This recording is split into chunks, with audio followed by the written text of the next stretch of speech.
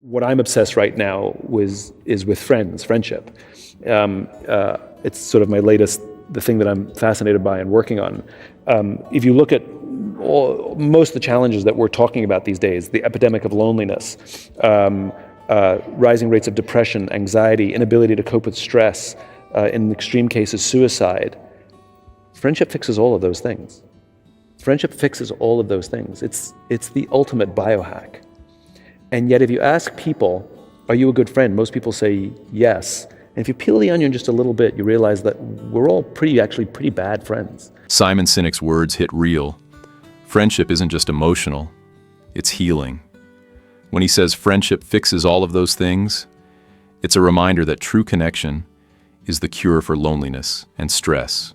And honestly, he's right. Most of us think we're good friends, but we rarely show up like one. Like, would you cancel on a friend for work, or would you cancel on work for a friend? Oh, but my friends will understand, right? And you realize pretty quickly that we're not very good at communicating.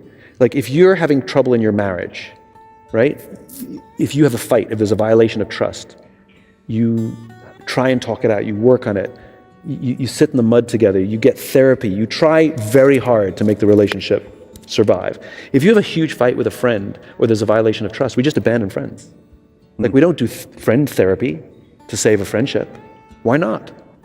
And one of the reason I talk about this is, as adults, we're struggling with friendship, how to make them, how to maintain them, how to look after them, sometimes how to end them, how to repair them. Yep. We're bad at it as adults. Simon Sinek nails it again. He's exposing something we all ignore. We fight to save our marriages, our jobs, even our reputations. But when it comes to friendships, we just walk away. Real friendships deserve effort too. We need to talk, forgive, and fight for our friends, not with them. Because friendship isn't fragile, we just stop treating it like something worth saving. We're not teaching our kids how to make friends. When your kids have play dates, they all have phones. Take all the phones away, put them in a bowl. Call the parents and be like, well, the parents called you because you made the play date. But say, listen, we're planning on taking the phones away. If you need your kid, call me. And we know this, a lot of schools want to get rid of phones. It's the parents who won't let them. Well, what if there's an emergency? Well, call the office, they know where your kid is. Old school, right? Like, the old systems work. And so one of the things that I'm very afraid of, even while we're struggling, is we are not teaching our kids how to relate to each other, how to have fights with each other, how to resolve things, how to repair, and how to make friends, which means the epidemic that we're facing now of loneliness, stress, depression, and suicide gets worse. And our children will be the ones struggling even more than we are. He is making it clear, we aren't teaching our kids how to truly make friends.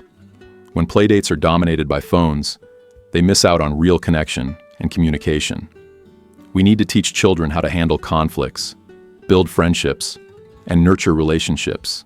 Otherwise, the epidemic of loneliness, stress, depression we see today will only hit the next generation even harder. What do you think? Let me know in the comments section.